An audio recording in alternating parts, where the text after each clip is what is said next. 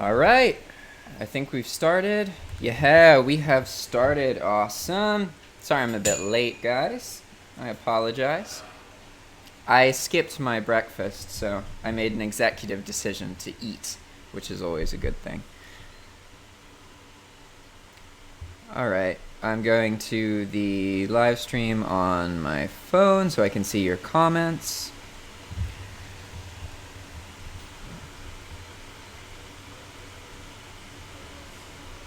Okay, here we go.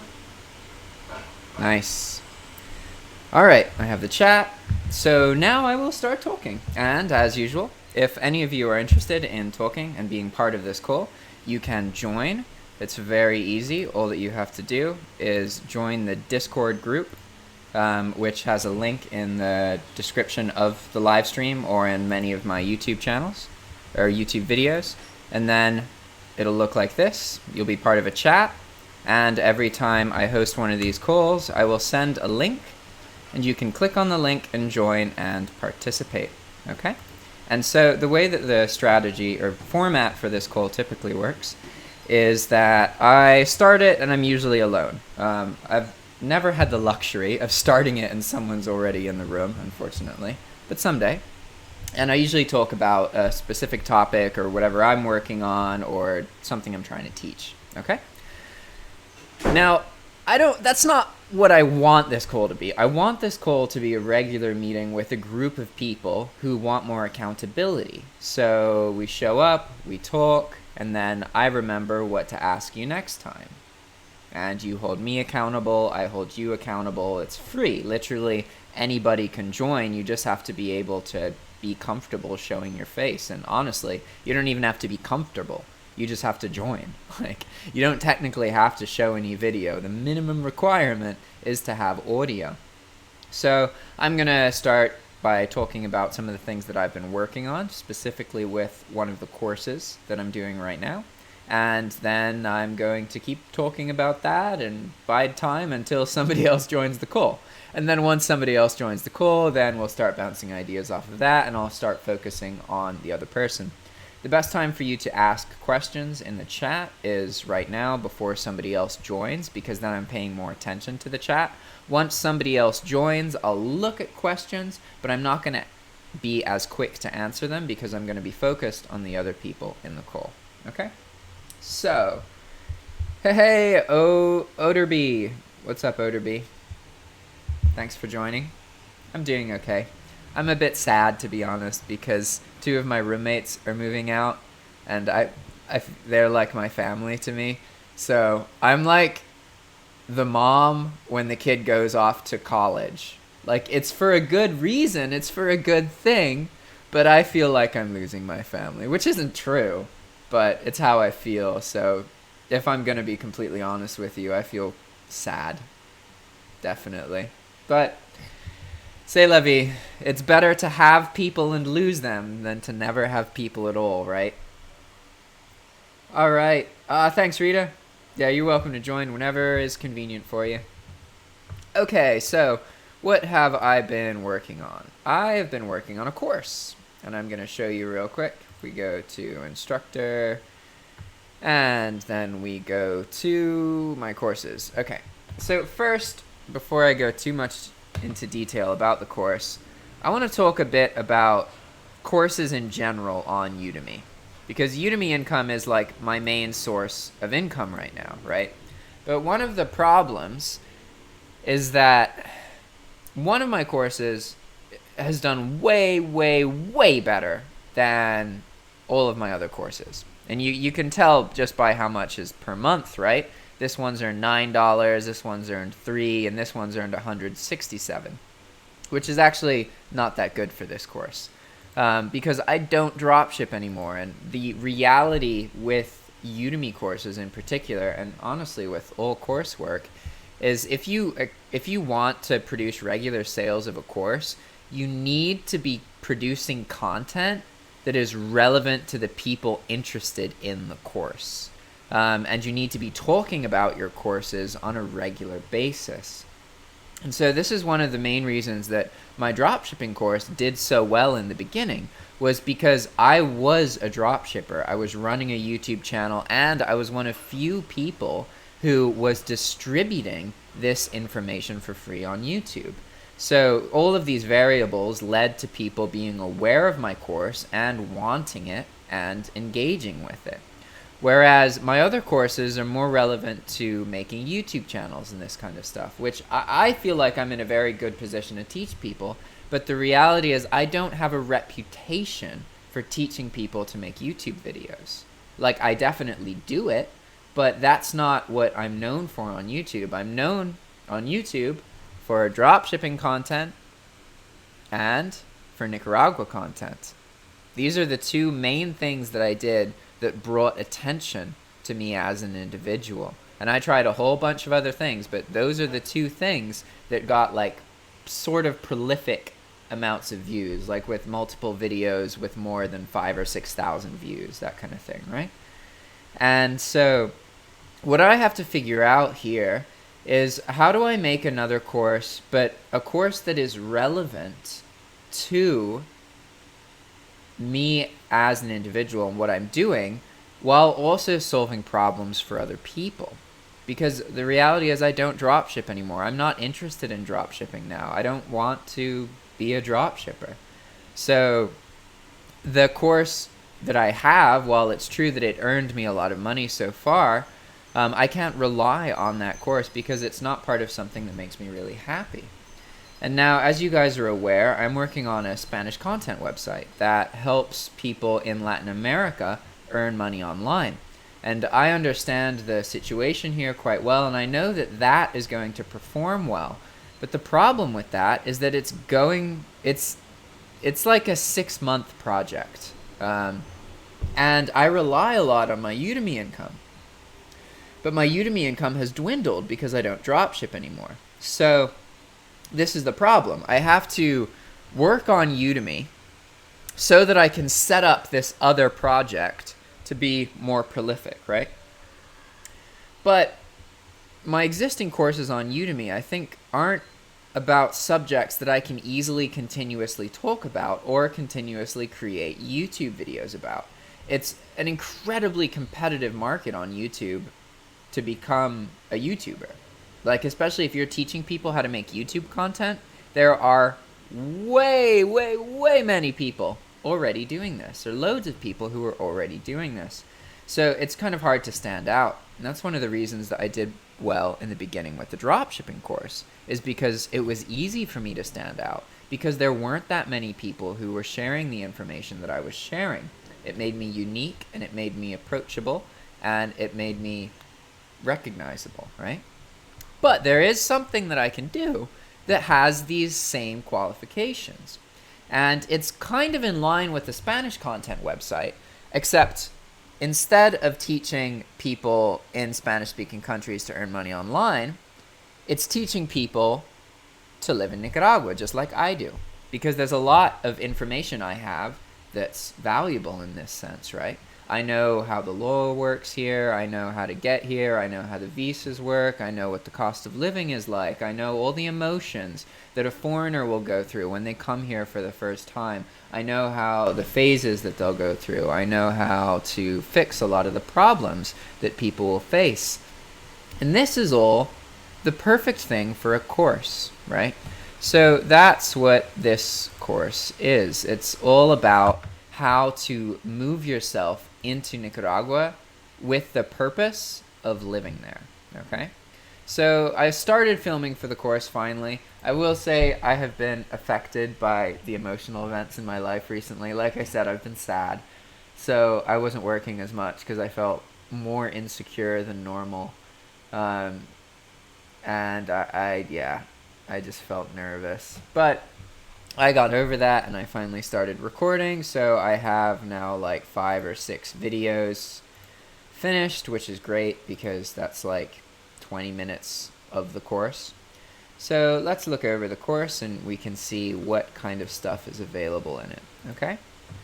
So in the introduction, it's just basic introduction, and we then talk about the 3 stages that you go through when you go to live in a new country, All right. And now this is going to apply to pretty much any country. Nicaragua is the one that I'm talking about, but anytime that you're changing your location to have a better life, whatever reason that may be, right? Because it's ironic in my case, because a lot of people in Nicaragua, they want to move to the US to have a better life, but I moved to Nicaragua to have a better life, right? It's funny how humans are in different circumstances in that way.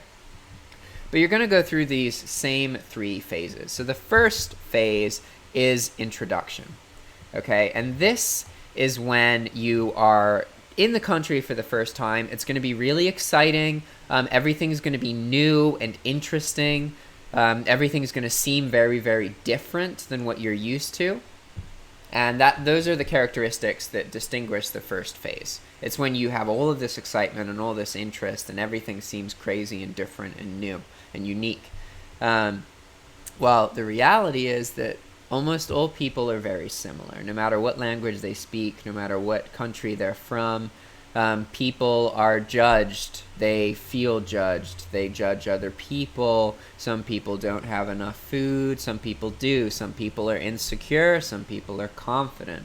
These things are true no matter where you live. It's just kind of the face value that looks different. But really, people struggle with very similar things, no matter what country you're from. There's obviously going to be difference, but unfortunately, most of us live in a world where we can actually change our lives through usage of the internet. All of us, basically, if you have a cell phone or a laptop, if you have internet access, you can leverage the internet to do whatever you want in this world. It doesn't matter where you came from. It doesn't matter who you were born to. It doesn't matter how much money you have. This is an opportunity that is available to you. And ultimately, most of us come into this world convinced that that's not true. We think that we have to get degrees, or that we have to be crazy smart, or that we have to be born rich. We tell ourselves a lot of excuses that prohibit us from fixing our problems. And ultimately, no matter what country you're from, there's one problem that all people have that holds them back. And that is how they respond to obstacles. In your life, there's going to be problems. There's going to be obstacles. There's going to... Hey, Rita! Good to see you. Hey there. Hi. You can see me? No, I can... Well, Oh, good. yeah, I can hear you. Keep going with what you were saying. I didn't mean to interrupt. Oh, no, it's fine. So, most people in all countries have this problem where we perceive obstacles as things that stop us. And the reality is, every problem has a solution. It's just a matter of finding it. Now, the mentality that gets in the way here is, oh, I'm not smart enough to find this solution. I'm not strong enough. I'm not confident enough. Other people can do that, but I can't. So we have all of these things that block us. But really, if there is a problem, you just have to believe that solutions exist. Ideally, you believe multiple solutions exist, even if you don't know what they are. But really, even if you think maybe there's just one solution, that's all that it takes. Once you can change how you respond to problems, everything else in your life changes because you become able to improve. And the reality is that most people in life are in their circumstance because of their own mentality. It's not because they were born that way, or they were born into hardship, or they were born into poverty. These things do affect people. It limits your access to information. But you'll often find that very successful people also started off in these kind of lives. It's not like all successful people were just born rich. A lot of successful people were born in really hard situations and didn't have anything when they started. And that forced them to fight. It forced them to develop and become stronger. So I'm saying this, I went on a tangent when I was talking about the first phase that people go through when they move into a new country. But I'm saying this just because it's something that's important to keep in mind, because all humans struggle with this. It doesn't matter what language you speak. It doesn't matter where you're from. It doesn't matter where you were born. None of that matters. The reality is there's one thing that affects your success in life, and it is how you respond to problems. If you complain about things in your life, they're not going to get better. If you think, okay, what is a possible solution? You don't even have to act on it. You literally just have to humor the idea that a solution exists, even if it seems possible. So I'm going to finish, Rita, I'm going to finish talking about these 3 phases, and then we'll just chat, okay? So that's the first phase, is this phase of introduction. When you're in a new place, everything's new, it's really exciting, and that is then followed by a period of loneliness, because you're new in a country, you don't know that many people, you're probably very different than all the other people you met. Although in my case, I was always that way. I was always different no matter where I lived, so it didn't really matter that I was different than people here. That was something I was used to. And so this second phase is the hardest part, and it's what prohibits a lot of people from staying in a country longer. Many people will often leave because they can't handle the loneliness before they get through the loneliness to the third phase, which is integration. Integration is when you have gone through the new introduction to a country, you've gone through the feelings of loneliness, and you have now connected with communities of people. You have friends, there's people you can talk to, there's people who care about you. Now, the trick here is that the loneliness phase can be very long for some people, and it can also be very short. It really depends on how proactive you are in trying to meet other people and how able you are to use technology to accomplish these tasks. In my case, for example, there's one event that contributed to me leaving the loneliness phase, and that was using Tinder. Like, I know that sounds crazy, but I met someone on Tinder, and then she had a bunch of friends. And I now, like, I'm not with this person romantically anymore. She's actually married to somebody else. But I now am very close with all of the people that I met through that one connection. I became part of a group of people, and then I lived with them, and now some of them are moving out. But at this point, now I'll know other people who live in this area. I can visit. I have friends. I'm pretty well connected within Managua. I know more people now here than I knew in the United States, even though I lived there for way longer. And that's one thing that I think is also interesting as a foreigner. You often have an easier time making friends if you use your foreignness as a strength. Like, you can use that as an advantage. If you tell yourself, oh, nobody's going to like me because I'm a foreigner and I'm different, then yeah, maybe you'll have trouble making friends. But the reality is, if you're a foreigner, you are different than other people. So this makes you more interesting. It means that people are more likely to reach out to you. It means that people are more likely to have a conversation with you if you're out in public. You're not just one of the crowd. You stand out a little bit in that sense. So it's something that you can use to your advantage. But all right, that's all that I was going to do. So tell me, Rita, how you been doing? What's going on with you? I'm still moving. I'm moving from one bedroom to another. I mean, but I'm going to be across town, another a new town actually. So I'll be, it'll be a big change for me. I've had a lot of changes recently. I got new clients for my dog's hair business, and said goodbye to a couple of ones that weren't as optimal. So there's a lot of new things going on, and something you said brought me, just finding solutions and things like that. And also, I wanted to share that I don't know if anybody else has rented rooms before, but since this will be the second time I rent a room. Before that, I'd been in apartments and condos and stuff like that. Yeah. I'm noticing a pattern. When you are in somebody's house, it's different than when you're renting an apartment. I mean, obviously, but I mean, in terms of, somebody who's has an apartment building, they have to have a certain level of professionalism, and they have to know the laws. Yeah, that's true. And things like that. And people just rent out a room. They're not professional room renter outers. This is just something they're doing for a little extra income, and they don't know anything about laws and rights. And I mean, and it's sort of like, this is why I'm leaving the place I'm in now, is because of just constant privacy invasions and things like that. And but it's like I'm going to this new place, and I know this man is a very nice man. He's a cousin of a friend of mine. So I know he's a nice person. I know he's not purposely being rude to me, but it's just things he doesn't know. Yeah.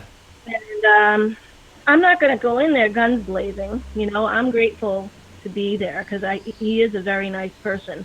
I mean, he's retired, and he goes around his neighborhood helping people with their gardening for free, just for something to do and to be nice. And so he's an awesome person, but like he's leaving some of his things in my closet, in my room. And I'm like, oh my God, I kind of needed that space, buddy. Yeah. So whatever. I have a storage unit because of eBay. So I guess, a few things will, I don't want to make a big deal out of it, but I'm just sort of, the two things are realizing, okay, it's not just the previous landlady. It's not just her. It's a circumstance. It's just people that rent out rooms just don't know any better. Yeah. Well, they're less likely to, for sure. But it's also like you can get pretty good deals, and things can be significantly cheaper if you're just renting one room. Yes, but there still are we still have rights. Yeah. That's the thing. It doesn't. You are giving the person money for what they call quiet enjoyment of the room, and so, but it's good for me to see that it's not all intentional. It's not just her being selfish. It's just her not knowing. And if I was in the same position, maybe I'd do the same thing by accident. Maybe I would make some of the same mistakes. Just I actually have a real estate background, so I do have a little bit more of a knowledge base on stuff like this. And I'm a little bit of a stickler on the law sometimes.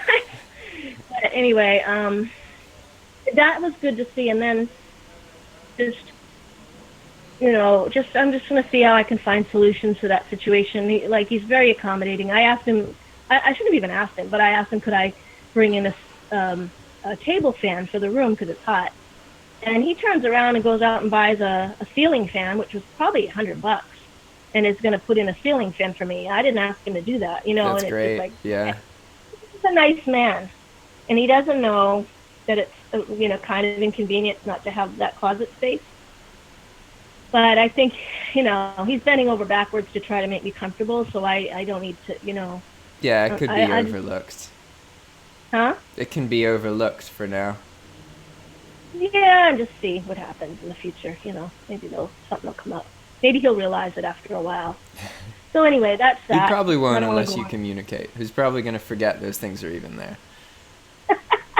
Probably. And that's another thing about things. Every time I move, and I think compared to other people, I'm pretty minimal. I don't know. I think of myself as a minimalist, but when I move, I'm like, this is, besides the eBay stuff, I already moved out. It's like, oh my gosh, I have so much stuff. Like, why do I need 40 shirts? Why? I didn't count them, but it's like, why? I don't wear this stuff. It's so sad. I get it all cheap. I get it all for like $3 at the Goodwill, but still, like, why do I need all this? Yeah, it all adds up. It's an awakening. but I don't know what it is. It's something. Maybe it's because we're American or something. I don't know. It's just like it's not an American thing. It's a developed nation thing. Anytime there's a developed economy, then people tend to be more consumer, and so then it's kind of part of society to get more stuff, grow a bigger life, get a bigger job, get more stuff. Especially when everything's cheap, you can justify it. Yeah, it's funny that way. Yeah, but it's like if you have too many things, you don't even remember what you have, so that you can use it, and then just buried, and you don't even know you have it. I mean, when I say this, don't get this picture of a hoarder room or anything. It's not that bad, but I mean, it's definitely, there were shelves of things. Anyway, kind of not completely what we were talking about, but you asked. That's Oh what's no, it's going on with fine. me. Yeah, so next week I should be on board with. I'm gonna start my videos next week somehow for dog sitter life. I've taken some footage, like of dogs playing and whatever. That'll be And useful. I kind of want to have an intro before I start. I know I don't have to have one, but Yeah, if I'd you're like to have. interested in it and it makes you feel excited to build one, then absolutely. Yeah, and it's another thing you can get done really cheap on Fiverr or probably somewhere else. Yeah. You know, and Yeah, they like do a good. $5 to $20 will get you an intro. Yeah, yeah. I don't mind paying 20 or more, but if it looks good. Yeah. Um, yeah, that would make me feel pretty good to have a little something. And then I'll do something else. So I'm really nervous about it. I just don't even know where to start. So for some reference for those of you guys listening, Rita has a dog walking business, and she's starting a YouTube channel about Dog, it. dog, dog walking, So that's what dog sitting. I we're like to say talking that. about here. Huh? Yeah, so I'm starting a YouTube video. I've already got it's already there. If you want to subscribe to nothing, dog sitter life. But yeah, I just don't really like. Did just people just start filming with their cell phones? Is that what do most people use their cell phone to film or? Well, it depends.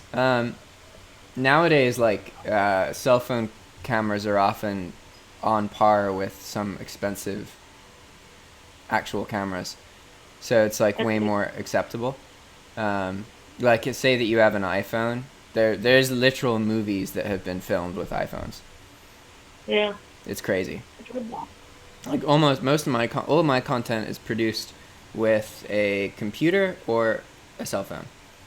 I've never. Okay, that's not true. I've published like 2 YouTube videos recorded with a DSLR, but that was just because I had one. Oh, I was at like someone's house and they had one, so I used it. But I honestly don't like. They're really bulky and they're really expensive, and they only have one purpose. Whereas like, I would much rather have $1,000 phone than $1,000 camera, because $1,000 Yeah. phone is gonna have a really nice camera. You can use it to research. You can use it to call people. You can use it for like a bunch of different utilities. It just has more application than a DSLR camera. I heard that newest iPhone, whatever it's called. I probably won't buy it, but I hear it's got like some pretty interesting. It's got 3 cameras on it. Yeah, that doesn't surprise me. Yeah. The iPhone X has. I have an iPhone, the first gen iPhone X, and it has like 2 cameras in the back. So like if you look at, it's cracked in the top, but I don't know if you can see the dots, but there's a dot there. The white dot is a light, and then there's another one. So those are 2 cameras, and it helps with like video quality. You can record in 4K. And what's interesting about, do you know much about 4K resolution? No, I was just gonna ask you what that means. Oh, okay. So have you heard of 1080p or HD, right? I don't know. No. Okay, that means a 1080p image is like a high definition image. So if you're watching a 1080p image on YouTube, you can see all of the details. It's not blurry at all. It's not pixelated. Whereas if you're watching like a 480p image, then it could be blurry. Things could look kind of square or blocky. If you're ever watching Netflix and then your network strength goes down, and it kind of makes everything look a bit blurry, that's because it's lowered the resolution so that it can handle streaming it. But so what 4K is it's 4 times as many pixels as 1080. And now, it's not really, like, you don't really want to have your content in 4K. It's really expensive to produce it that way. It takes way more space, and the reality is that most people viewing your content, it's gonna get downgraded to 1080 or 720 or something else. People like if say that you're looking at a computer screen like the size of a regular laptop, it is very, very hard to tell the difference between a 4K screen and a 1080p screen. Technically, there is a difference, but your eye has a really hard time telling it. Whereas, say that you have a 10-foot television. In that case, it's more obvious to tell the difference between a 4K image and a regular HD image. Well, and as more people start streaming stuff onto their television screen, that might be an issue, but right now I don't think it's a big issue. Yeah, and it literally, like, even a 1080p image will look good on, like, a 42-inch television. It's only the absurdly big ones that it may look a bit blurry. Oh, okay. But there is one advantage to recording in 4K, and that's that if you have a cell phone, one of the common problems is all of the screen shake that you will get. And so digitally, what you can do is you can cut off the edge of the screen to make a stable image in an image that is shaking, if that makes sense. Well, I don't know how they do it, but yeah, it makes sense. Yeah, like logically it makes sense. Sounds like magic. Yeah, it's software just does it. But so the problem here is that you start off, if you're recording in 1080, you start off with an HD image, but then you crop it to make it stable. So you lose that crispness. Whereas if you start off with a 4K image, then you could literally cut 75% of that away and you will still have an HD image. So for like video creation purposes, it's a bigger margin, you're saying, in a way, exactly. right? So you could be recording in 4K and have it be really shaky, as long as the thing you're actually trying to record is in the center.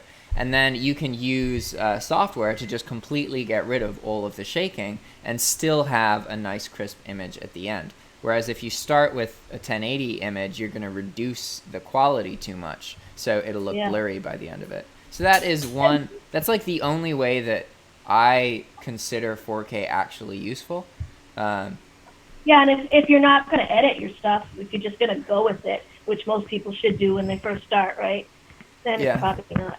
It's probably just better to just do whatever. But yeah, shaking is a real thing, especially I just sort of fooled around with my camera yesterday, holding it out like a selfie thing, and walking the dog and holding the camera and looking at my face to see, if it's too ugly or what,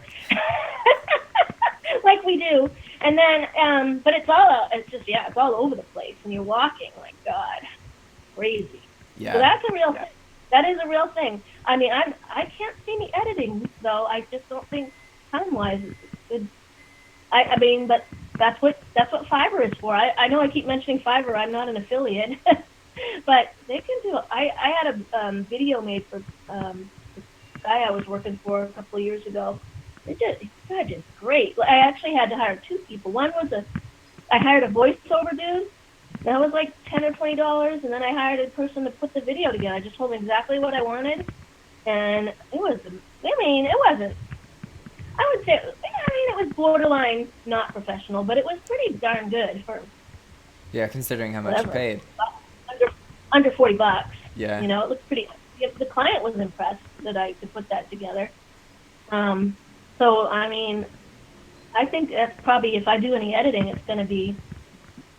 Oh, somebody else came. I didn't hear the doorbell. This is a new name. Hey. What's up, Ray? Yes, sir. How's it going? Oh, it's good to hear another voice. Right. So tell us about yourself. There you go. All right. So I don't remember how I must have found you on YouTube. That's where I spend most of my time at.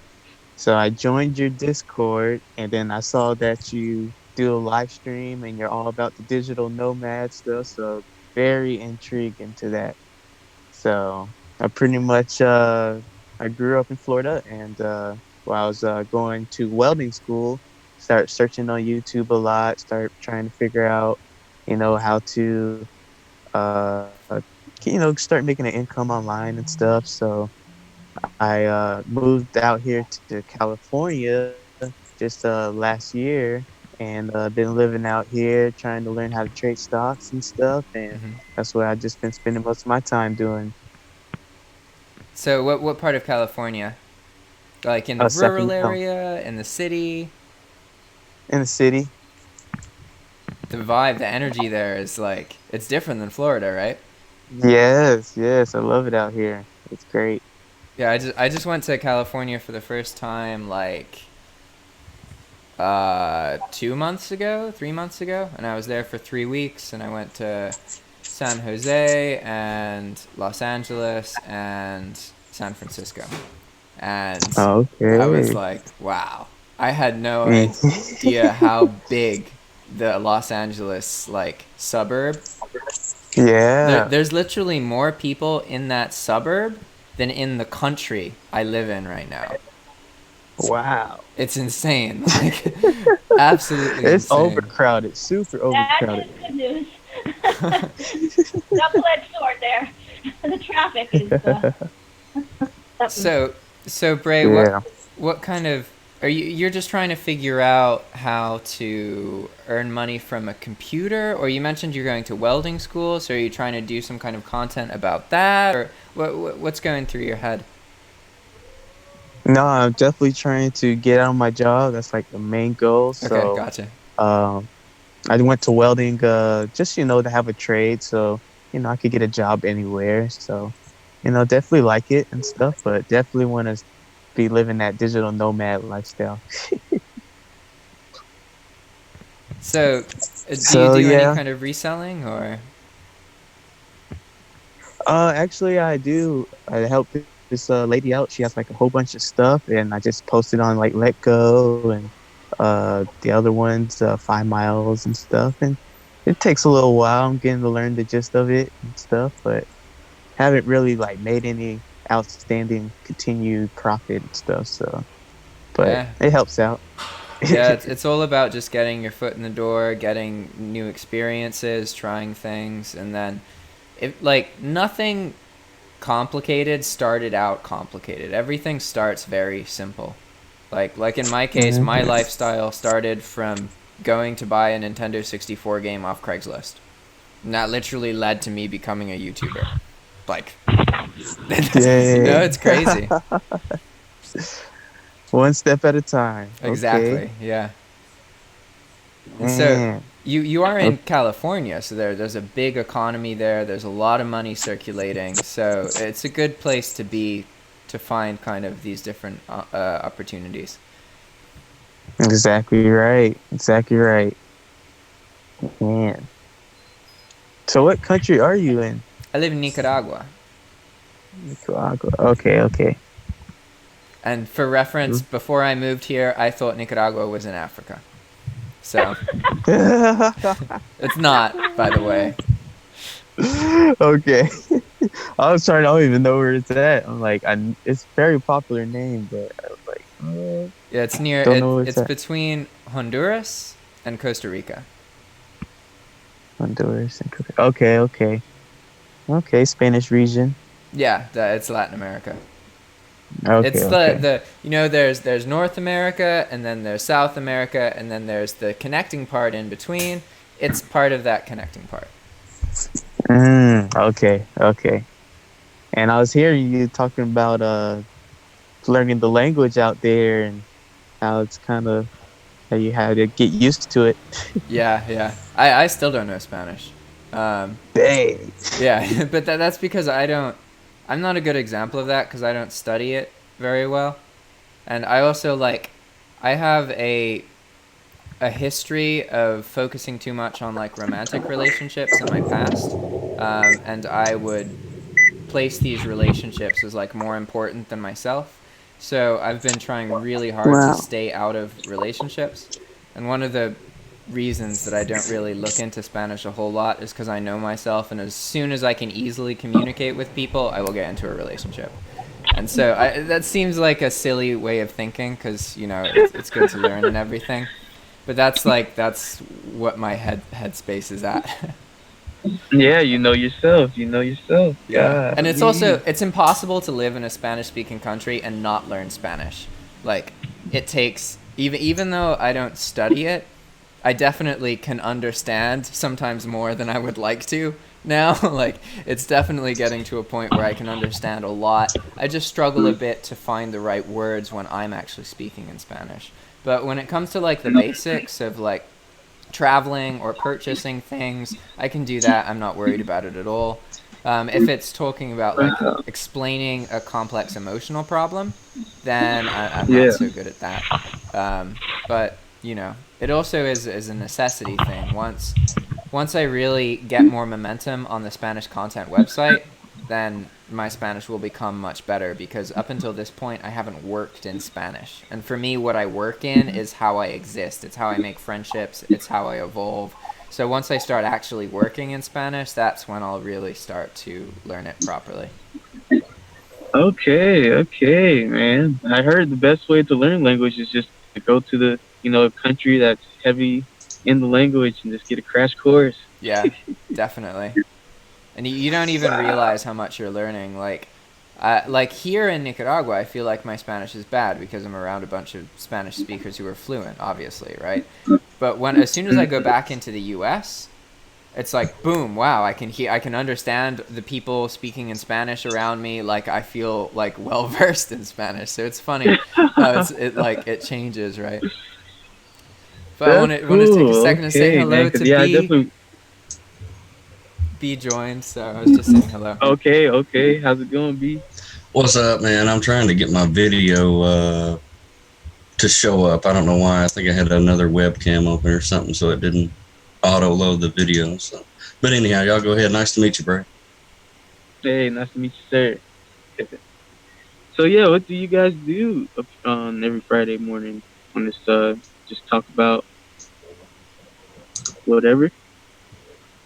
Well, I feel really happy right now because multiple people have actually joined now multiple times in a row. Because the goal is to have it be a conversation that happens every Friday, and we talk to each other and we talk about what we're trying to do and improve on, and we bounce ideas and we build a network this way, and we hold each other accountable.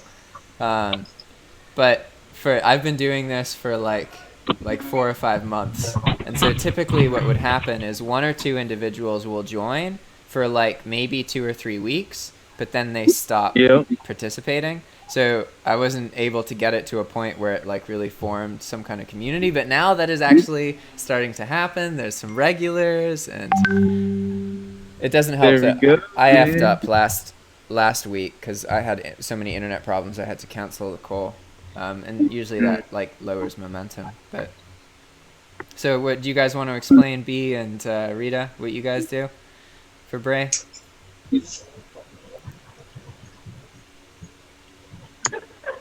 Rita, go ahead if you want. What was the question? I went to the other room. What you said. Introduce yourself to Bray. I'm sorry. So, hi, Bray.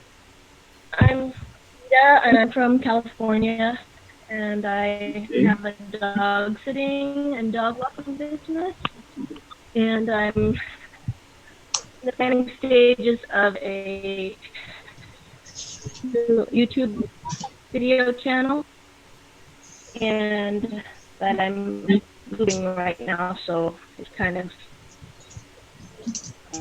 Great. That's gives great. me a really good Okay. excuse to procrastinate on it. So that's about it. Also sell on eBay. Okay. Now, Okay. but I think like Jack was talking about this morning. That's what I wanted to. Something triggered me this morning that Jack was talking about. Sometimes you have to go with what's working. Like so eBay may not be working, and the dog thing has been working for a long time. So that's why maybe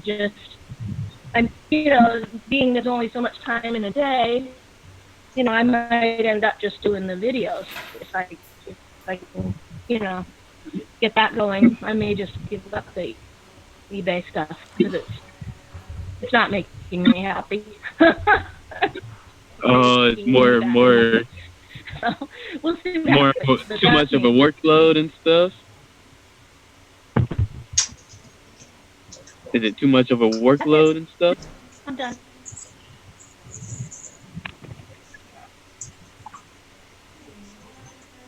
Yeah, I mean, just the dog sitting and dog walking alone.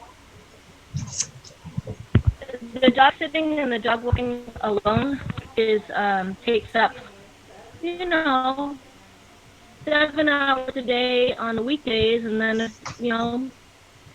probably with the driving and everything, 3 hours at least each on the weekend. Just and that's at the minimum.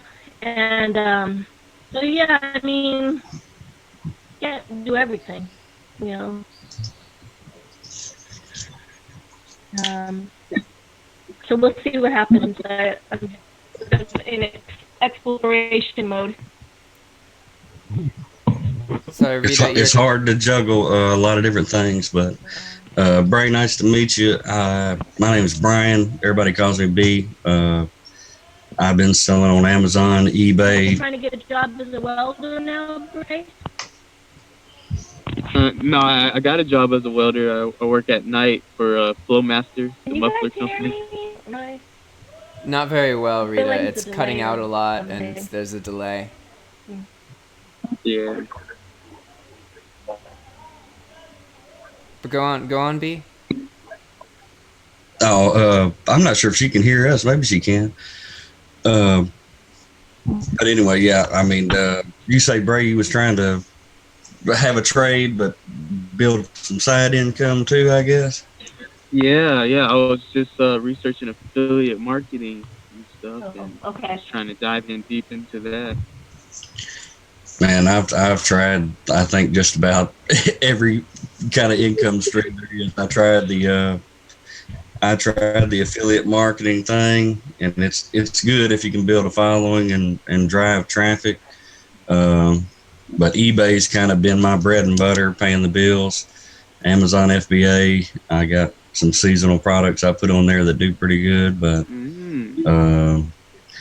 it's working. I mean, I've been without a regular job for going on 3 years now. So I mean, I'm proving to myself, and I still doubt it every year. You know, you go through a slow time, and I get nervous, and I'm like, man, I'm fixing to have to go get a regular job. I'm fixing to have to go, put in an application somewhere and work 9 to 5 again, and that's when I really buckle down and start listing more and researching more and putting in more work.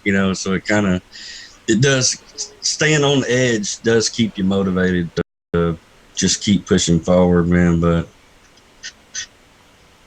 it absolutely can be done, man. And if you get a trade, the thing about having a trade is you can either get a job working that trade and then do the eBay and stuff on the side. And that's basically what I did. Is I worked a regular job that I knew I wanted to get out of. Yep. And it took me 4 years, and I built up a big stash of cash and had, just money put back to where when the day comes and I want to walk in there and quit my job, I know that I can pay my bills for at least a year, including everything. And the day come and I said, forget it, I'm done, and I quit, and I didn't know if it was going to work. But it has, you just you end up figuring it out. I mean, but Wow. And the thing about quitting a job that's a trade job, like if this doesn't work out, I mean, I can just jump right back into doing the job I used to do, so Exactly. Right.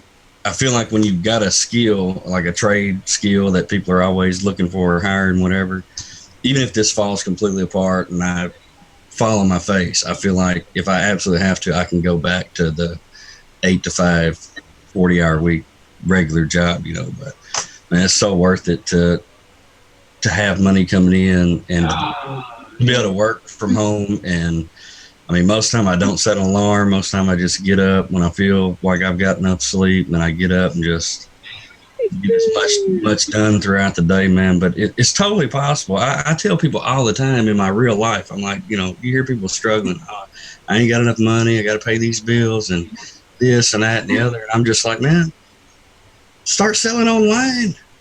And then it's too complicated and this and that. I was like, okay, you can't just start off on Amazon.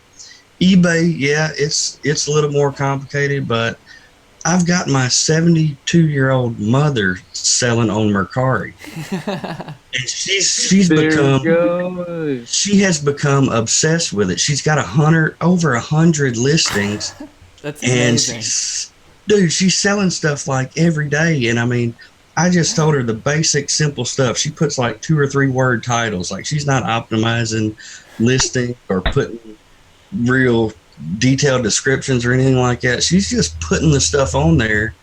And then on Mercari, once it's on there, you list it high and then you promote every 3 days after that, and it'll finally hit a price point to where it sells. And she's selling stuff almost one a day now. And she brings it over here and I pack it and ship it for her because I haven't got her set up with that yet. But once I get her set up to where she can print her own labels, dude, it's on. And she loves Goodwill shopping. She loves yard selling and all that. And I'm like, Mom, you got to sell this stuff somewhere. You can't just do a yard sale once a year.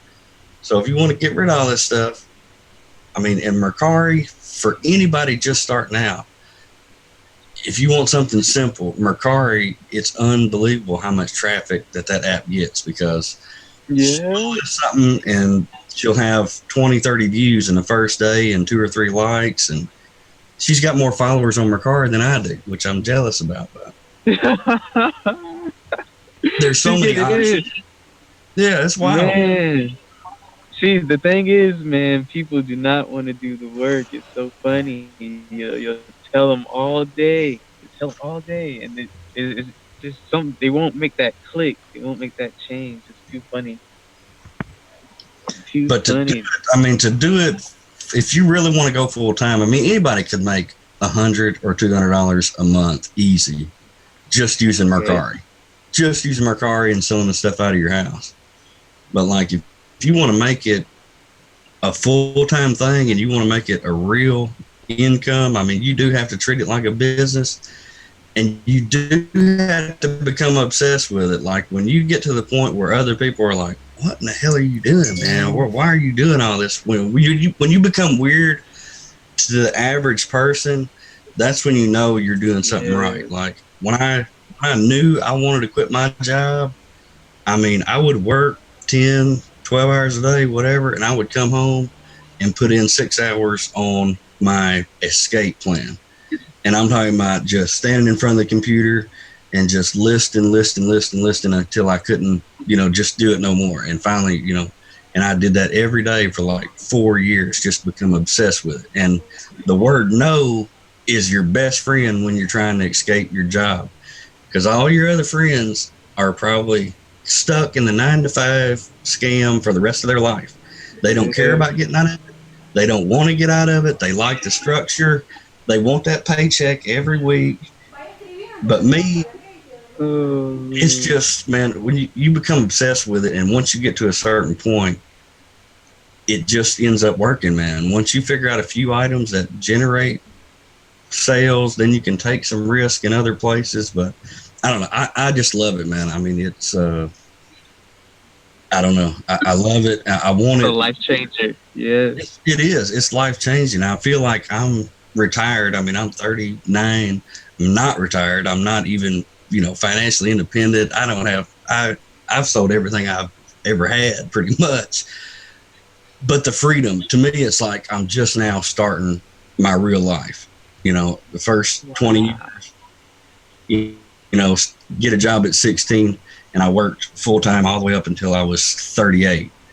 And I don't have any of that money, and it didn't. You're right. Yeah. You know what I mean? So, but now with the online business, it's like I have to watch my money so much, and then I have to try to put money back in case one platform falls off or something comes up. But now you treating your life like a business. Yeah, when you work a regular job and you do something for 8-10 hours a day that you don't care about, then it's like, oh, I'm going to go blow my check at the bar this weekend. If you're working to get to Friday so you can go out and party and forget about your life during the week, man, you got to break that. Break the cycle, man. Yeah, it's just and it's a mindset too. Like people are so programmed to, they got to have 40 hours a week. They got to have a paycheck on this day. And Sun Online is not like that. Like, I'm managing my money sometimes on an hourly basis. Like, I got to have money here. I got to have money there. This money goes here. And then when everything is paid, you check this account and there's the money. And like, okay, we're doing all right. And I don't know. It's just a total learning process, everything about it. And I just enjoy it. And I like seeing people that are just starting and wanting to do it, but it can totally be done, man. It's not impossible. It's not even, I mean, everybody should be selling online, even if it's just a hobby to make extra. Everybody, absolutely everybody. I'm trying to talk my kids and, start selling now. And I promise you in 20 years, you'll be thanking me because you'll have $100,000 in the bank and your other friends will be, paying, living paycheck to paycheck. But, right. And even that, just learning the whole skills of buying and selling and seeing what people like and all that, man, that's really good for your kids. Yes, sir. I try to tell them, you gotta, to me, public school, the curriculum of public school, I don't feel like my kids, I don't feel like they're learning life skills in school, like zero. As far as the stuff they teach them, I mean, the experiences and being around other people and kids, I feel like that teaches them more than the actual curriculum that my school is teaching them.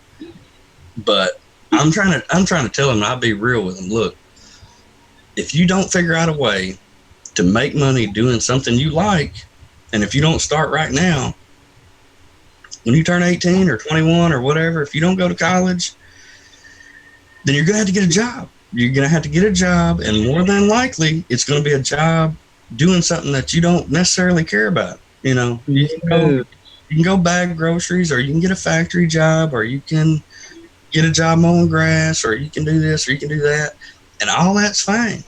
I said, but I'm trying to tell you, if you want to enjoy what you do for a majority of your time, you got to find a way to make money doing something you actually care about. It may not be the exact thing. Like my son plays Smash Ultimate, and I've been taking him to tournaments where he's playing these tournaments where it's Super Smash Brothers on the newest Wii or whatever it is, Switch. Yeah. And he's like, oh, I want to play in video game tournaments, and that's how I want to make my living, And I'm like, look, okay, that's good. You're in the right mindset, but you can't just go for the exact thing you want. Like, I'm telling him, you got to get in and establish relationships with the people who own these local game places that you're playing at. I said, you could go in there and the weekly tournament, you could edit their video for them and cut out all the unnecessary stuff and make a YouTube video about it and send it to them and let them upload it to their channel and this and that. I was like, and you may have to do it for free. I said, but you got to figure out a way in to the area that you want to exist in. Like, if you want to be around video games and make money somehow off video games, you may not do it playing a tournament every week, but if there's video to be edited about the games, or if they need somebody to work at their place, on the weekend or something like that, and manage the tournament or moderate or whatever it's called, somebody commentating the matches or something. I said, you got to do something like that and get your foot in the door with these people that are already making money doing what you want to try to do, So I don't know if that makes sense. I'm trying to put it to my kids, like, man, y'all got to start now, please. If somebody would have told me at 14, 15 that I should be just figuring out what I want to make money doing that I actually enjoy doing, it would have been so much easier, instead of me taking all the hard classes in high school and going to college and wasting 2 years and then still not being able to get a job. And then I just got tired of college and I went to a factory and I was making like $12 or $13 an hour. And I was like, oh, this is good money. But I'm sitting in the break room for 4 hours at a time, sleeping, hating the job, don't want to be there. So I just hate it that I feel like I wasted a lot of my life and a lot of time working jobs that it didn't do nothing for me. I don't care nothing about it now. I didn't care nothing about it then. I mean, the only good thing that comes out of working these random jobs is the people you meet. But Right. I think the biggest marriage killer, other than money, is the job. You know, mm, people Yeah, come people home don't spend tired time. from work, then they got to take care of the kids, and then they can wake up, do the job again they don't like. It's terrible. So, I just go for ahead, what Jack. it's worth, some people do have jobs that they like. I try and bring this up just because I talk the same way Dee does, that the 9 to 5 life is bad. Most people struggle. But there are some people who like their jobs. Just putting it out there. It does sometimes happen, but it is true that the reality of people who work don't really like what they're doing and they live for the weekend. I mean, Unfortunately. I just don't see it, man. I mean, if you go into a store or a restaurant, or I mean, like majority of the people I interact with during the day, it just seems like they're not happy, man. That like they don't want to be there. They don't, it just, and actually, I mean, it actually makes me sad. It's like, man, I'm just like, I have all this knowledge and I've done it myself and I've proven it can be Yeah, done. But but they won't ask you. They won't come to you. It's crazy. I don't That's know. literally the struggle of my life, especially here, because you guys live in the U.S., right? The reality is Yeah. you can get self-employed, but you need a significant amount of money to accomplish that. I live in Nicaragua. You can change your life with $400 or $500 a month here, and Uh-oh. same situation. Like people just don't like anybody who knows me could literally be like, "Hey Jack, can you teach me to earn You money cutting out. online?" I will. Yeah, he may be That having internet problems. yeah, that But over there. you gotta change your. Go ahead, Jack. You're cutting in and out. I don't know Yeah. if you can Am I hear back us. now? There you Yeah. go. You're back now. Yeah. So I was explaining that I have that same problem here, because the reality is that anybody here could be like, "Hey Jack, can you teach me how to earn money online? I'm gonna meet with you once a week for an hour," and then boom, that's literally all they would need to do, and within a couple months. But the reality is, people don't perceive it as an opportunity. So it doesn't matter that it is an opportunity. It doesn't matter that it's real. It doesn't matter that they could be earning the same amount of money they earn in 8 hours in 1 hour. It's still the same thing that you guys are talking about. Because like here, good pay is $4 an hour, right? So what you're talking about is even more true here. Like it is very easy to earn more than $4 an hour online. Like very easy, but people still don't take it as a real opportunity. It's all about mindset, though, man. You have Yeah. got to change your mindset before you can make this work. Like most people, you think about it with public school, man. They put the kid in the school at 4 years old. Okay, it's in that structure. You go here, you follow the rules, you obey, you do what you're told. You get out of school, you go to a daycare in the afternoon, then you go back to mom and dad, and then you just do it all over. It's just like working a regular job, and they do that to kids from 4, and then they go into regular school, and they do it all the way through 8th grade. Then you do it all through high school, so it's like you're programmed. I'm supposed to be on this schedule, 8 to 5, and then from 5 till 10 at night, that's my free time. And then I have to go to bed, then I have to wake up, and I have to do it all again. But you got to get out of that mindset. Like, and YouTube is free. You can find. You look up Jim Rohn, ROH, Jim Rohn. I listen to Jim Rohn every day, every day, man. Gary V. Gary V. And just people who can tell you how to think about money. You have to reprogram yourself, man. I really think we've all been sold a complete lie as far as my gosh. how we're supposed to live, man. I mean, I really don't think we're supposed to just work for 40 years for 40 hours a week and hopefully have enough money when we're 72 and get Social Security. I don't think it's supposed to be that way. Pyramid But right there. But if you get your mindset the right way, and the Think and Grow Rich, Earl Nightingale, the best book. That's what all these other motivational speakers. That's where they get it all from. Is Think and Grow Rich, and that is 100% a fact. Because if you just pump positive content into your head and keep a positive attitude, it will happen, man. It will happen. But if you're in this negative, oh, I don't have enough money and I can't do this and I can't do that, you become what you think. It's just no doubt, man. Absolutely become Dang, what you think. Thoughts become dang, words, and man. words become action.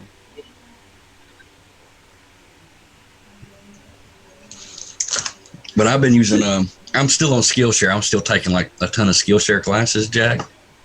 And Okay. I've recently got on this productivity kick, and I was using Evernote. I think we talked about that before. Yeah. Back using Evernote to keep up with all my stuff or whatever. Uh, but this one guy has this thing where it uses three apps that are on the iPhone: the calendar app, the reminders app, and the notes app. And ever since I've been doing this, I've set up these reminders. And this is what I have to keep myself doing stuff consistently. Like, it's so chaotic. Like, if I don't have a set time for these reminders to go off, and I've got one it's a list of reminders. They go off at certain times, and it's just daily positive habits. Drink one water right now at 9 a.m. Drink second water. Take a vitamin at 11 a.m. Do 20 push-ups and 20 sit-ups at 10 a.m. At different times. I've got all these little things that it's like, if this pops up, you have to do it like right now. So Damn.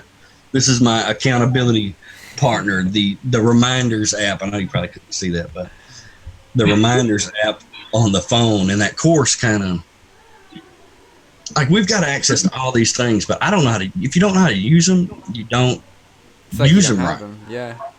It's like not having them, Exactly right. And I've got all these apps, but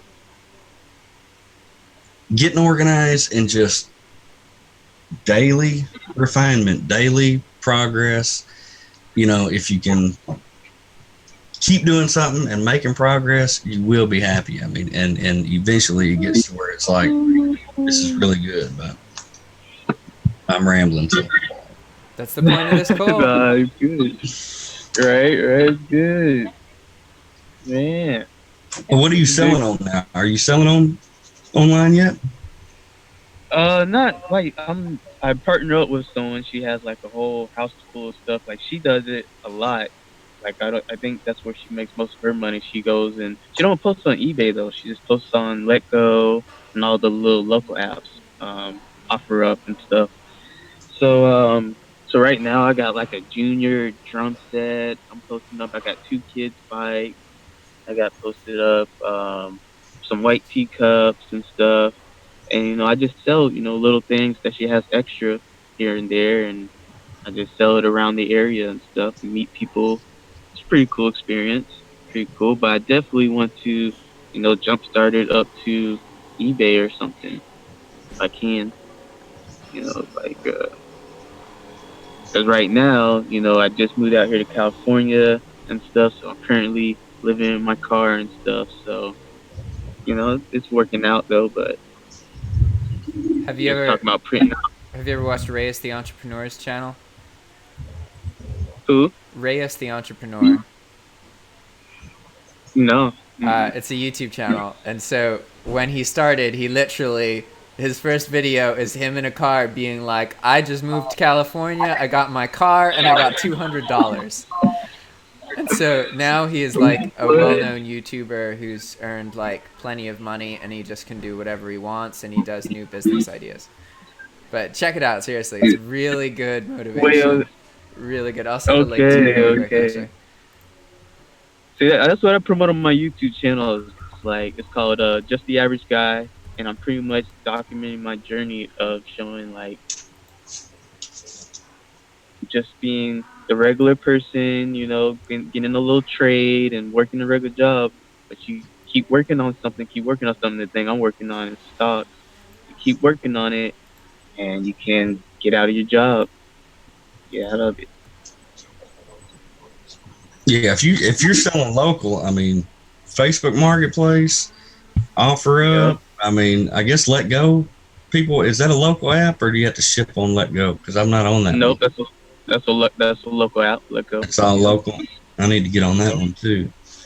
But I've got people I know around here that sell on Facebook Marketplace, and they're selling replenishables on like Facebook Marketplace. They just order it either from eBay or from straight from China using AliExpress, and they get something cheap that they know is in their, there's the demand in their It's area kind of for it. hot. Yeah. Because, and this kind of all come up by just kind of happenstance. Me and my brother, we bought this Jeep. It was like an off-road Jeep, and it had a horn set inside of it. It made like the Dukes of Hazzard sound or something, some kind of horn noise, and it was busted up. We ended up selling it, and he got so many hits on Facebook Marketplace for that horn set that we found them and ordered them online and put them together and then listed them right on there. And he's making money doing that now, selling different styles of air horns. And I mean, he don't ship anything. He just, if you can find a product that's in demand in your area, Yeah. and you can find somewhere to get it cheap, and it's, I mean, if you pay $15 for it and you sell it for 30, it's like, oh man, is this still available? And then they want to meet up, or you have them come to you or whatever, man. It don't take but one product and it just becomes money. I mean, when you can order, I mean, picking and going to a Goodwill and trying to find random items, or going retail stores and trying to find stuff that you can buy and resell, it's just tough, because that's just one and done. Then you got to go do all the work of searching for something again. But if you can find that one item, you find that one item that people need in your area, and either order it straight off eBay or order it off Amazon or order it off AliExpress, and it's going to sell. I mean, once I sell, I'll order 2 things at a time. And if one of them sells, I'm already ordering 2 more, because I know if one sells, I'm going to sell the next one. And so I already need to have 2 more coming for when the next one sells. And it just becomes, I mean, once you sell it 2 or 3 times, you've already got your money back and paid for the next one. Then it just becomes free money. I mean, the one that gets the most amount of hits, you can be like, I mean, that's like with this horn set. We only had one set. It was used, and it just came with the truck. And he put it on there, and it got like 500 views in 24 hours on Facebook Marketplace. And he was getting hit up left and right for, people wanting it. And then I told him, I said, dude, you need to jump on that. You need to go on and figure out where to order them from and get 2 or 3 of them coming, and just go ahead and list it.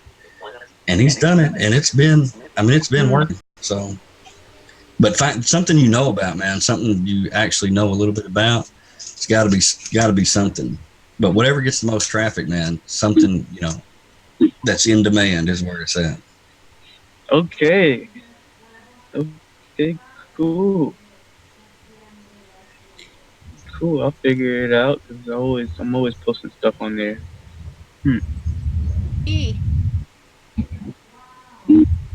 What's up? Oh, you guys can hear me. How do you could you tell us sort of the process of, so you've stumbled onto something that you see as a good seller. How do you go about finding, a place to buy more from? eBay, the eBay search bar. It's crazy because you check eBay, but AliExpress or Alibaba.com, I mean, that you can order stuff straight from China. I mean, it may take 2 months to get here, and you probably don't want to order a whole bunch of them. But I've got one product that's like it's like a bullhorn thing. It's got the little mic. I've got one of them here somewhere, but it's like a bullhorn. It makes like 7 sounds. And I ordered it off the AliExpress for like $14. And I got it. I tested it. It was pretty loud. I threw the box away, all the packaging, I threw all that away. And then I just put the thing together and listed on Facebook Marketplace. I paid $14 for it. I sold 2 of them for $25 a piece. So it's not much money, but it's getting my money back. Now I've got zero money invested. I just ordered 2 more, and I just wait on them to sell. Right. That's cool. That's really cool. But I mean, you can find, I mean, whether it's eBay, Amazon, or AliExpress. I mean, that's where I order all my stuff from. I mean, I was actually drop shipping on Facebook Marketplace. I was listing stuff off of Amazon on Facebook Marketplace. Actually, what I would do is I would order it for me. Like anything I order for myself personally, I just go ahead and list it. And if it sells, it sells. If it don't, I still use it because I was ordering it anyway. You know what I'm saying? Oh, what a great idea. If nobody buys it, it's something you wanted anyway. Yeah. I mean, so I bought these magnets off Amazon. It's like some kind of rare earth cube magnet. And I was getting into like gold and silver and this and that, which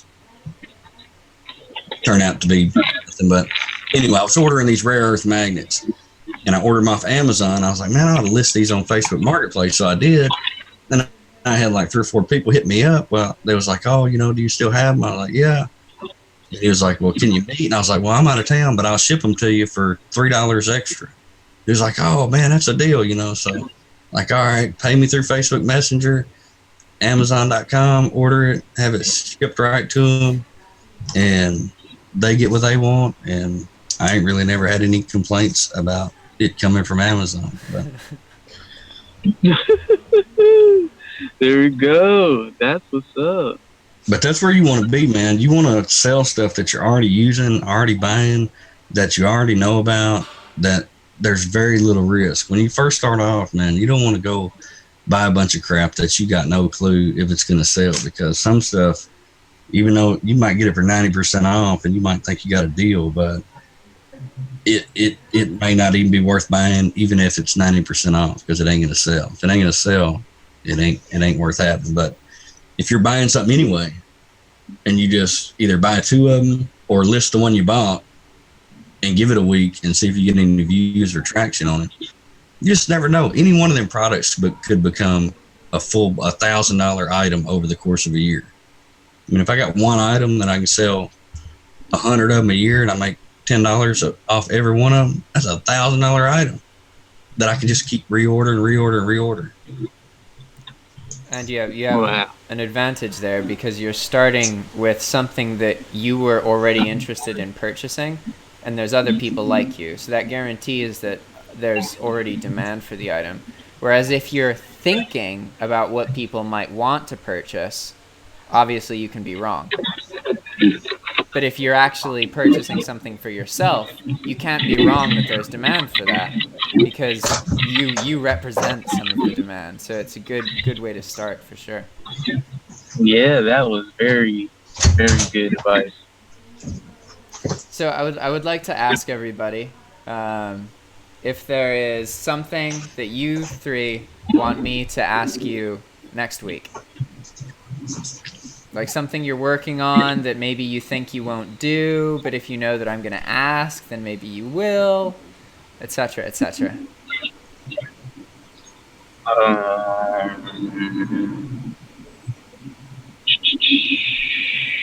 Jack, I should have made some kind of a video by next Friday. Okay, I don't know so what Rita, I'm taking notes, guys, so I'm going to remember this. I might delete it later, but so you don't have to publish a video, but you have to at least make a video. Is that what you're saying? Well, no, I was going to publish it. Okay, you're going to publish it. Okay, Rita is going to publish one video. I may delete it. Okay. Okay, awesome. Put me down for listing 5 new replenishable items on eBay. Okay. That's what I've been doing here lately, is like, if I can find one thing that I'm trying to find something very similar to, whether it's a different size, shape, color, whatever.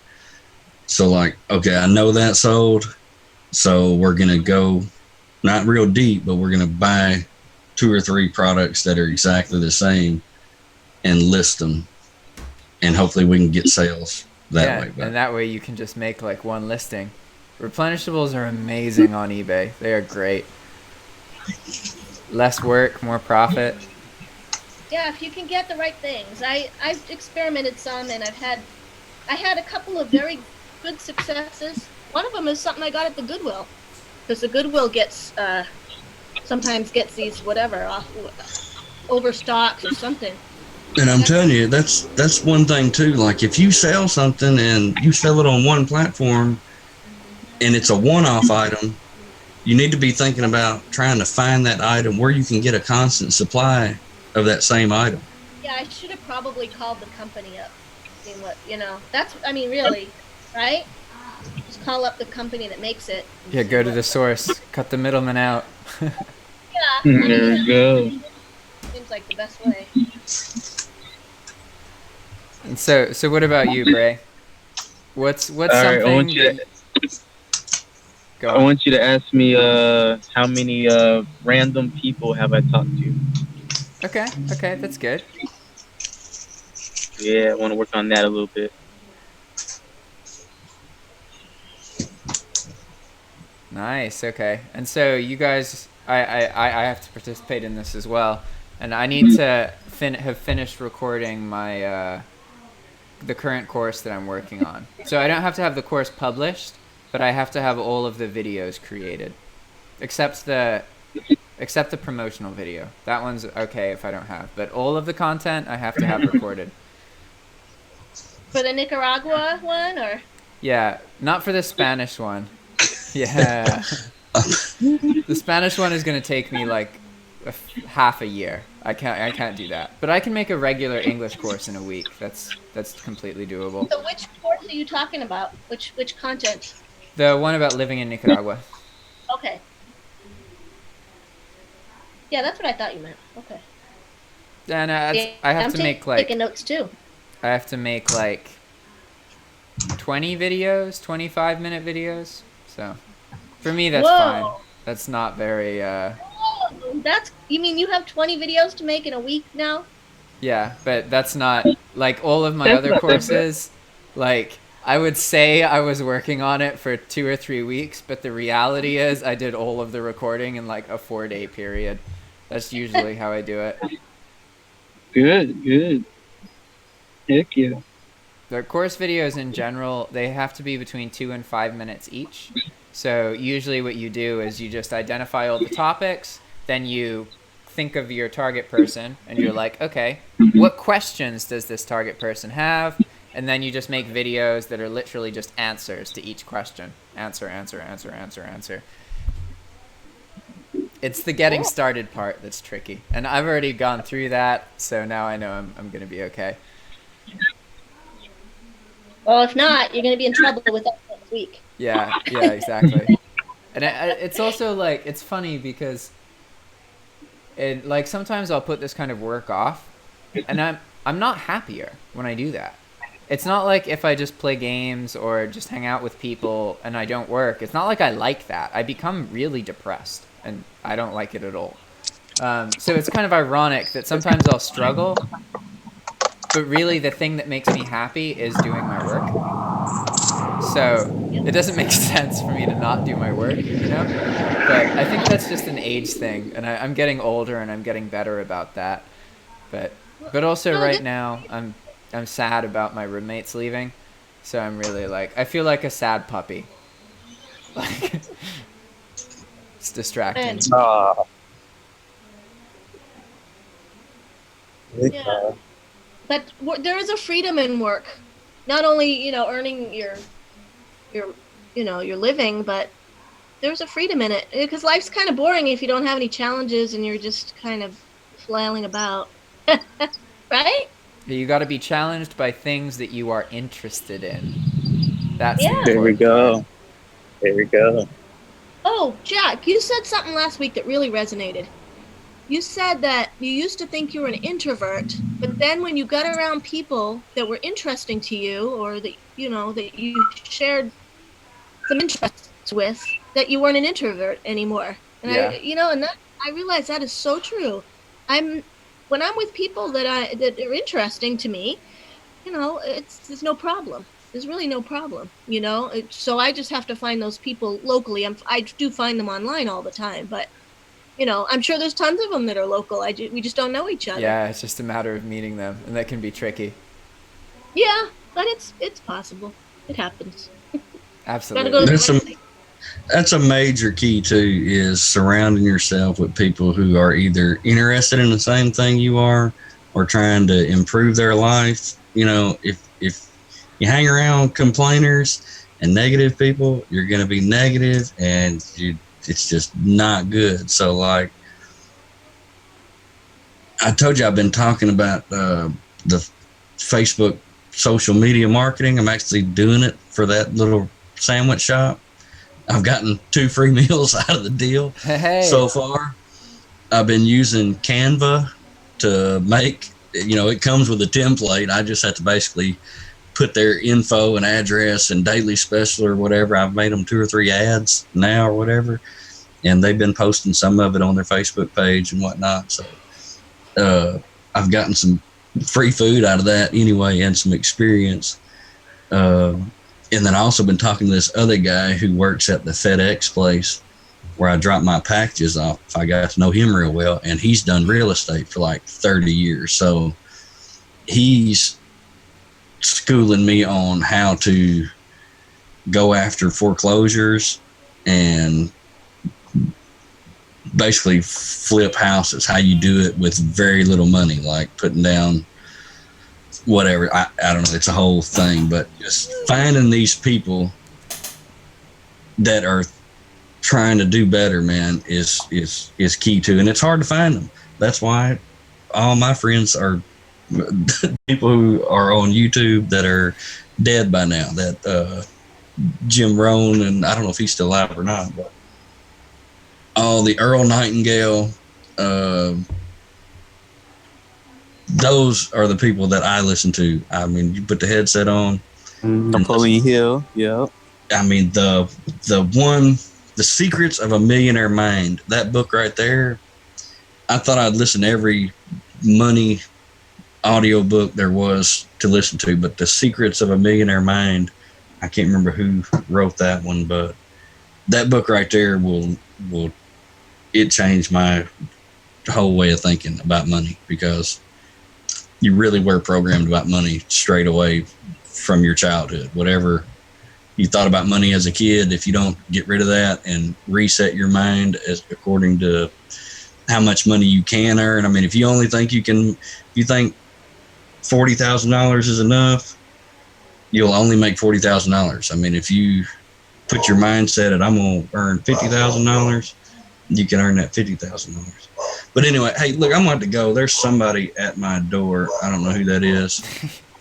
I don't know what's up with that. But anyhow, we'll see you next week. Rita, Bray, nice to meet you. Stevie. Yes, sir. As always, I appreciate you having me.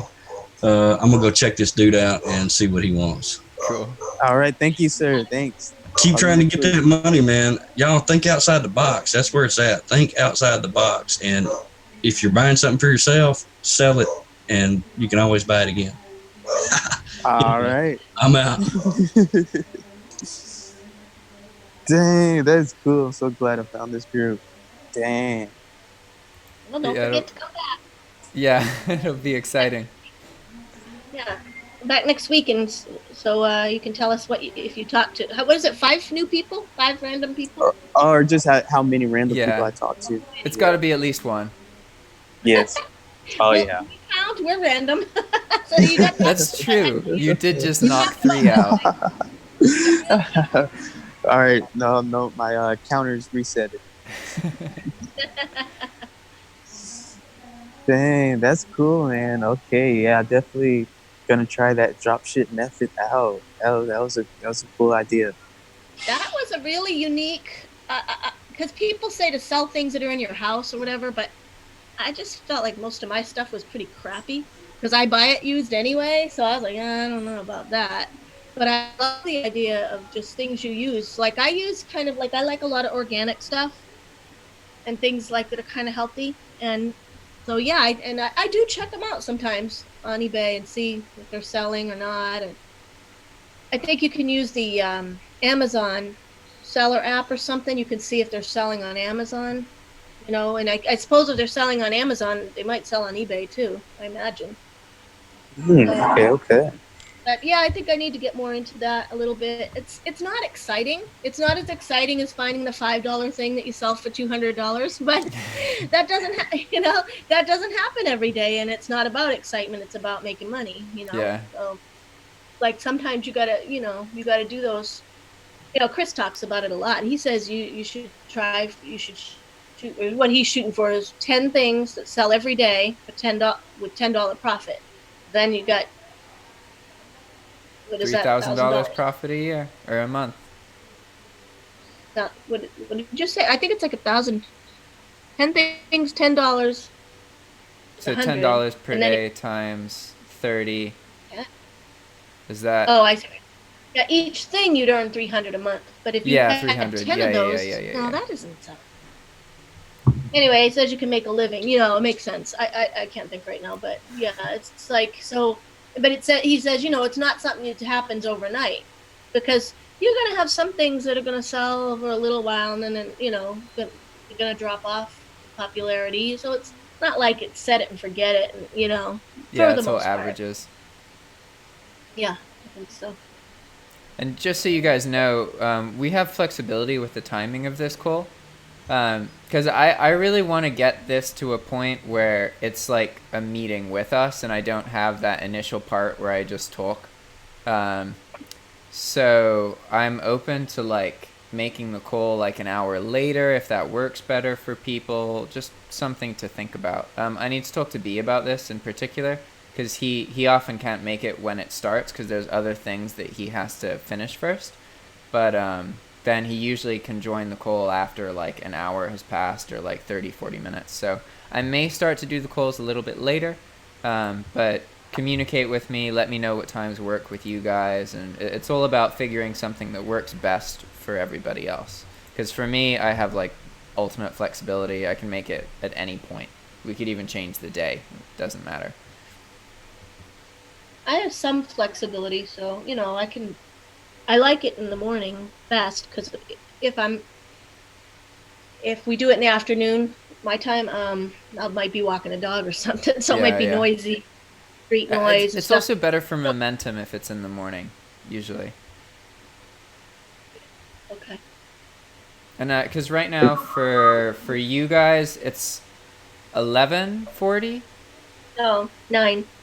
9:40. Okay, that's right. You're an hour behind me. Okay, for me it's 1 hour later. So right now it's 10:42. Awesome. Yeah, I'm cool. I'm cool with any time too. I'm open. What time do you work, Ray? You said you're working at somewhere. He works nights. Yeah, I work at night, so I go in at 3 and I get off at 1:30 in the morning. Oh, okay. Yeah, Dang. so mornings are. So this is like you're just waking up time. Yeah, because I watch the stocks in the morning too. So the stock market opens at 6:30 in the morning. So I do that, make a video real quick about it, and then take a nap, and then go to work. Oh, you go on video with your stock analysis? Yep. With my YouTube, show how I could make a better trade, how I traded, and break down all the stuff. It's what's your YouTube channel again? Just the Average Guy. Just the Average Guy. Yeah. How long you been doing that? Well, I've been learning how to trade stocks for almost 3 years now, and then I've been posting on YouTube every day now for about 3 months, 2 months. But I've been posting on YouTube for like a year. Wow, good for you. Yep. Trying to do something. I played around on Robinhood a little bit. I I just really broke even though. I don't know what I'm doing. I'm glad I Yeah. didn't. Believe it or not, I do better at cryptocurrency. I've at cryptocurrency twice, just because I just get these things that come up on my phone, like these notifications of what's happening in the crypto world, and I Mm-hmm. just times I was just like, okay, bye, and then it went up. Like I don't know, it's probably just luck, but Yes. you know what? Anything to boost my confidence. What the heck, Right, right. But, That's too funny. That's how everybody starts. yeah, and then you lose a couple times, and you're like, oh god, what the hell? They're like, F this, something's wrong with the market. Can you link your channel? Unfortunately, when I search Oh, it's Yeah, all mine's a- videos about I'm Just an Average Guy by the Masqueraders. okay, yeah. I don't know why YouTube. If you search Fruity Pebble edibles, it'll pop right up. It'll pop right up. That's like my most popular video. Ah, that's But let me interesting. see. Let me see if I can do it. Okay. Fruity Pebble or Pretty How Pebble? to make Fruity Fruity Pebble. Pebble edibles. Yeah, yeah. You you made that video? Yep, I did. Wow. Yeah. So my channel is based around personal finance, stocks, and cannabis content.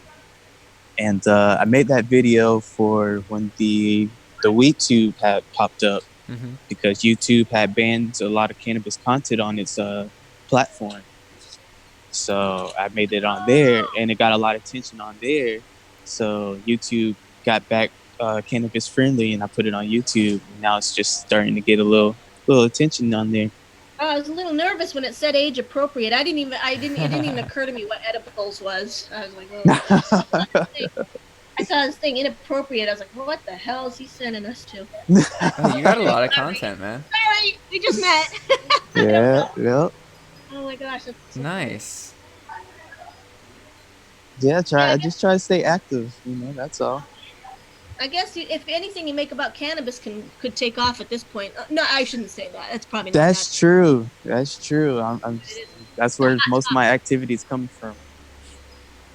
Well, yeah, I mean that's like Jack with his drop shipping. He probably is so sick of it by now, but Oh, I'm absolutely sick of it. I have no interest in dropshipping whatsoever. it keeps following you. You can't get People away. still, yeah, definitely. I became known as that, and to this day, I still receive questions about dropshipping. The same exact What? questions that I've received every day for like years. And I'm sure nothing is really. I mean, no, I'm actually thinking a lot has changed in that field since Well, you did it. like a lot has, but really it's the same. It's a way to earn money. There's very little barrier to entry. It's an opportunity for a lot of people. But it's also completely possible you are earning like $1,000 a month. You do that for 3 or 4 months, then you get banned. It's over. So it's like it works, Money but it's risky. works until it doesn't. Yeah, yeah. And like the reality is it's completely possible to just understand how eBay accounts are created and use stealth to create new accounts so you can just get banned over and over again. But the reality is you have to really know your like science, your computer science to do that properly. And most people don't want to do that. They just want to post shit and get money fast and then waste it. So like I don't mind teaching people about drop shipping, but it's not something that I feel is good for most people. It takes a very specific kind of mentality to do really well drop shipping. And you have to have a lot of risk aversion. And at that point, there's other things that you can do that are way more profitable and more stable. So usually drop shipping is a good entry. It's a great way for you to start in your career of online income, but it's not a great way to stay in the online income career. Yeah. Okay, that was good advice there. Okay. It's never Wow. interesting. Too fast. Too fast for me. All right, guys. All right, I'm gonna You're head gone. out. Me too. It was great meeting you, Bray. I'll see you next week. Okay. Yep. See you guys next week. Bye, Bray. Bye, Jack. Ciao. Best of luck. You too. Bye-bye.